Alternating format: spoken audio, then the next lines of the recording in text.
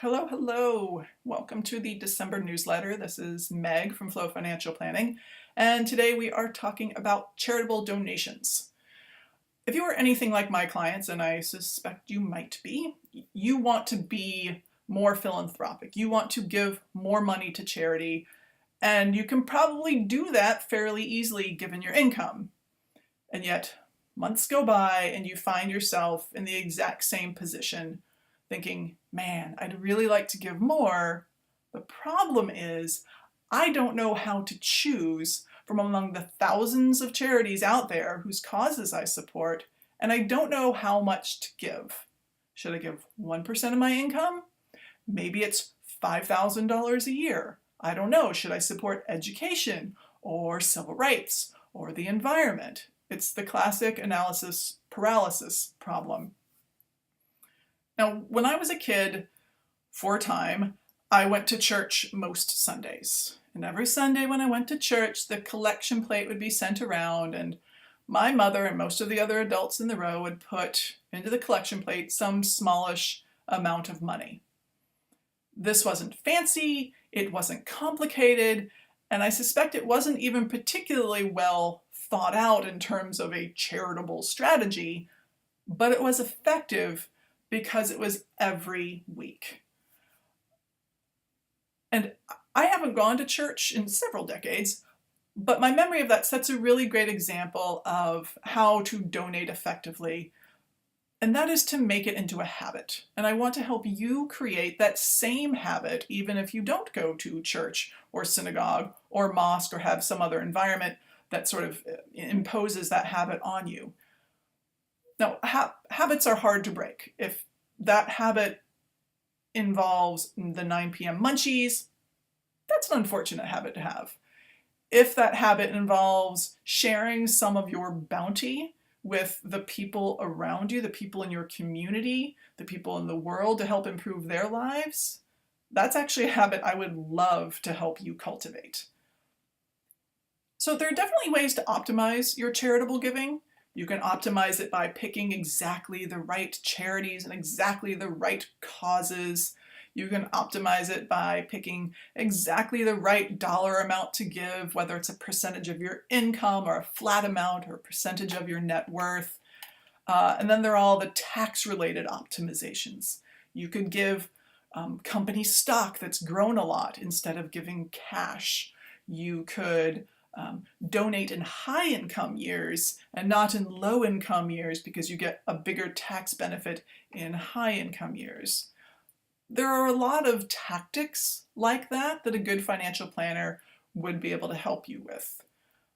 But what I want you to do right now is to close your eyes, follow along, and just take one deep breath to sort of clear your mind a little bit. So we're going to inhale through your nose, into your belly, and exhale through your mouth.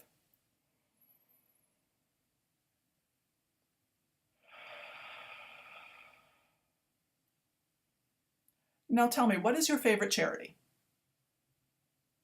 Did a single charity name come to mind, or maybe a short list, maybe 2 or 3 charities? If so, I want you to go to those charities' websites now, pause the video if you must, and set up a recurring monthly contribution of a reasonable amount that won't hurt your budget, possibly that you won't even feel. Maybe that's $10 a month, maybe that's $50, maybe that's $200, maybe that's $500 a month. I don't know your finances. But what I'd like you to do is establish that habit of supporting a charity that you care about in a regular way. And from what I understand, from what I've read, charities actually really like the monthly recurring contributions because it's predictable cash flow as opposed to the unpredictable once a year stoke a check to them. And what this can help do is to break the dam, to get some movement. And that's really what we're just trying to break through that analysis paralysis thing. And honestly, if you never went further than this, not a big deal, right? I mean, you are contributing, you're sharing, you're giving back. But you could also consider this step one of a larger process of coming up with a real strategy. a real charitable strategy that optimizes in those ways that I was discussing before. You know, the selection of the best charities, figuring out how to give from a tax savvy perspective, figuring out how much to give based on the combination of your beliefs and your finances. And I'm talking about this in December during the holiday season because this is when everyone talks about charitable contributions. For one, there's the tax write-off thing, which if you want a tax write-off for this tax year, you have to donate by the end of 2017. And there's also the spirit of generosity, and I might also say probably gluttony and a bit of guilt in the holiday season that can induce people to give more to charity. But this really, ideally, is something you think about year-round, right? I mean, charities don't just need your money now. They need it in February, they need it in the summer, they need it every day of the year. And the more you dither trying to figure out, like, what's the perfect charity to support and what's the perfect amount of money to give, the more you dither, the more those causes that you care about go without your support. So please try not to worry about doing this perfectly or even well, right? I mean, most well-established charities out there, they do a good job. And in my opinion, this is definitely a situation where good enough is absolutely good enough.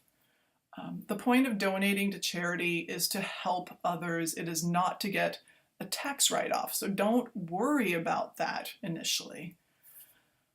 So I hope I've given you some stuff to think about. Maybe you've even set up some recurring contributions during this video. So with that, I will say thank you for tuning in. Again, this is Meg from Flow Financial Planning. I will see you next month, and happy holidays.